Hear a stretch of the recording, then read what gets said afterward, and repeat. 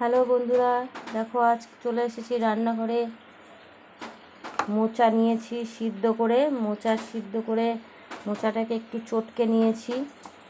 মোচাটা আমি একটু নুন, হলুদ আর একটু কাঁচা তেল দিয়ে সিদ্ধ করে নিয়েছি। আর আলুগুলো নিয়েছি কেটে।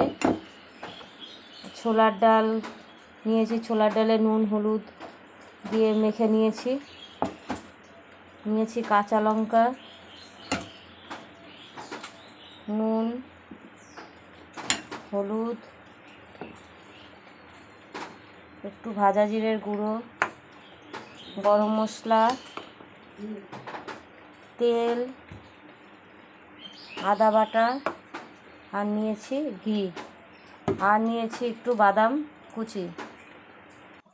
বাদামটা আমি তেলে ভেজে, কাঁচা বাদাম তেলে ভেজে দেখো আমি গুঁড়ো করে রেখেছি। এরকম করে রেখেছি আমি। কড়াইটা গরম হয়ে গেছে, এবার আমি কড়াইয়ে তেল দিয়ে দেব। তেল দিয়ে বড়াগুলো আমি ভেজে নেব। বড়াগুলো ভাজা হচ্ছে। বড়াগুলো আমি ভেজে তুলে নিয়েছি। এখন আমি কড়াইতে দিয়ে দিচ্ছি আর একটু তেল। এখন আমি এর মধ্যে দিয়ে দিচ্ছি একটু জিরে,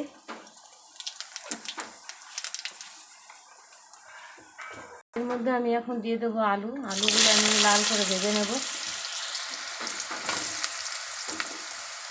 এর মধ্যে আমি দিয়ে দিচ্ছি নুন। দেখো আমি এই যে আলুগুলো লাল করে ভেজে নিয়েছি। এবার আমি এর মধ্যে দিয়ে দেবো আদা বাটা। আদাটা আমি বেটে রেখেছিলাম। এখন এর মধ্যে দিয়ে দেবো ভেজে রাখা কাঁচা লঙ্কাটা আমি ছিঁড়ে নিয়েছিলাম আগেই। এখন দেবো এর মধ্যে হলুদ। এর মধ্যে দিয়ে দিচ্ছি মোচা সিদ্ধ করে রেখেছিলাম, এই মোচাটা আমি ঢেকে দিয়েছি, ঢাকনা খুলে নিয়েছি। এবার আমি মোচাটা হালকা হালকা একটু ভাজা হবে। এখন আমি এর মধ্যে দিয়ে দেবো ডালের বড়া।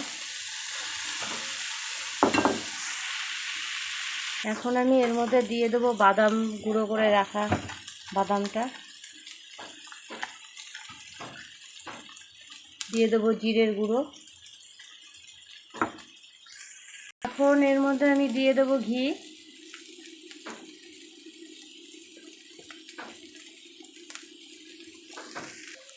এখন আমি এর মধ্যে দিয়ে দিচ্ছি গরম মশলা। মোচাটা বড়া দিয়ে করেছি। মোচাটা রেডি হয়ে গেছে, নামিয়ে ফেলবো।